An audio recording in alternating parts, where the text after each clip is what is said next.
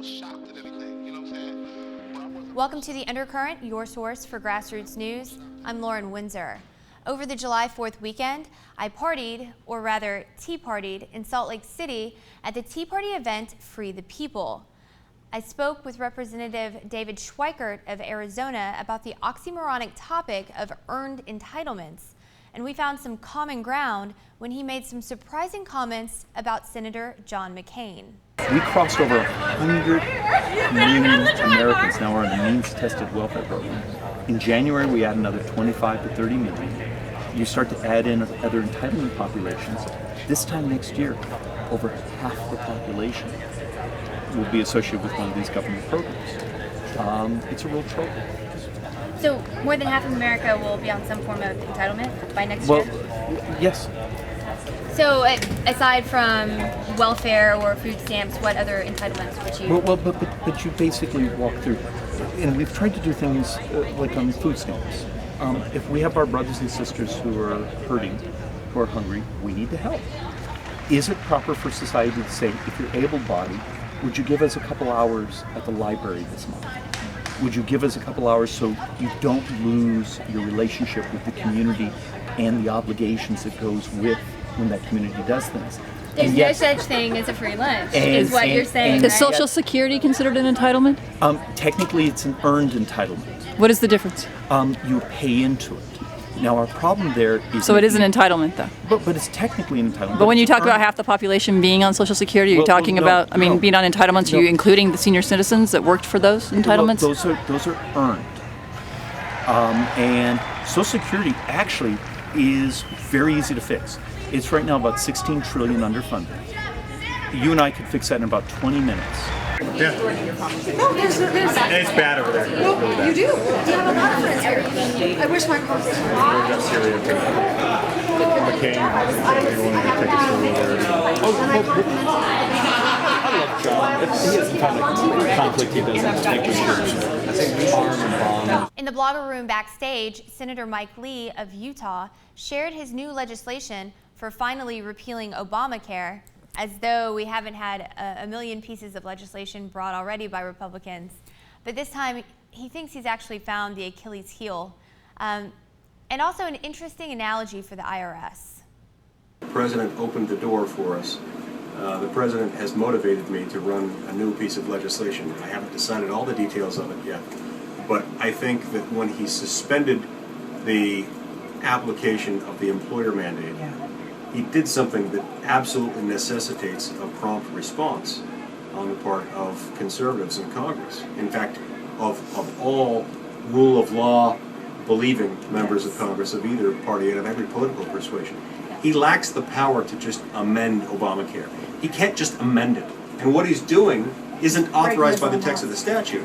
So he's breaking the law that he pushed through as his signature legislative accomplishment.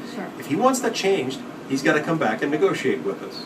And so my idea is to run legislation that would take into account the fact that he wants to do that.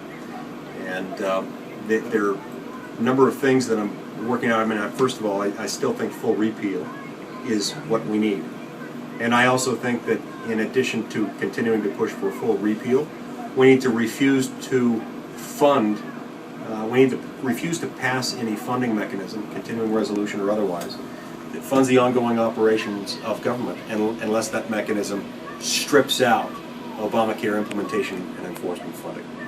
So I think that needs to be our next big legislative push, is to fight to make sure that the next continuing resolution, if any, contains that restriction. First of all, the best thing to do with the IRS is to abolish it and to send all of our IRS agents to the border. Place them you know, at that point, anybody wanted to cross into our country, legally or otherwise, would promptly turn around because they're scared. But seriously, I mean, the only way that the momentum will continue on this is if we continue to find examples of exactly what happened, not only in this scandal, but also on our other scandals. I'm sure there are others out there. There's just no way that something this brazen was an isolated incident. This is what happens when government gets this big. You don't mess with Godzilla.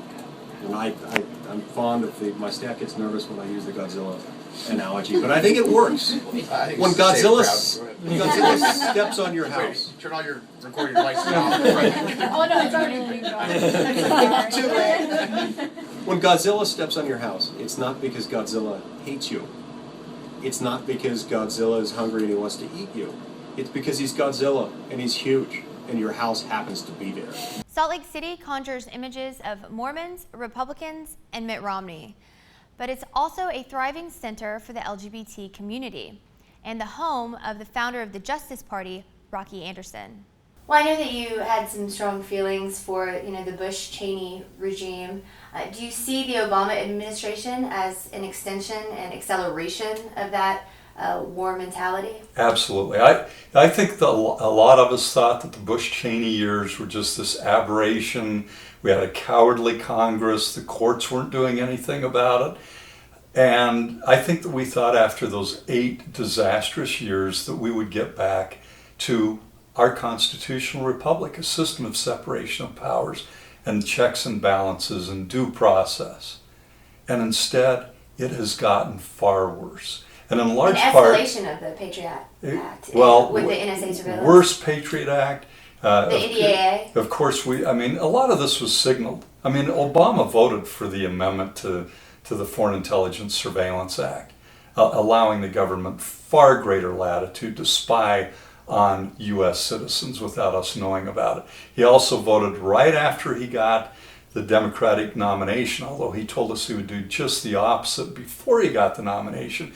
He voted for retroactive immunity for the telecom companies and that had to do with their violations of federal law in cooperating with the Bush administration in its illegal surveillance program.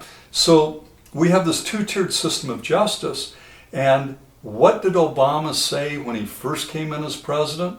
As to those people who committed federal felonies and violated international law by engaging in torture, as to those who engaged in illegal surveillance of U.S. citizens, absolutely war criminals. You use that term. And they're defined, it's not just me, it's under the War Crimes Act of 1996. They are war criminals. And there's also an anti-torture statute, a federal statute, that allows for up to 20 years imprisonment and even the death penalty if the torture results in death. He said, let's just move on.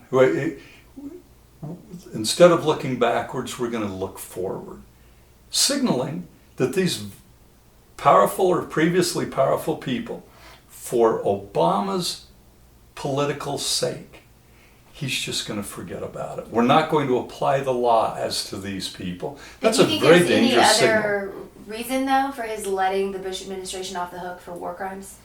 Well, there were a lot of Democrats who knew about it. There's no question that there were Democrats on, for instance, the Senate Intelligence Committee that were informed about torture.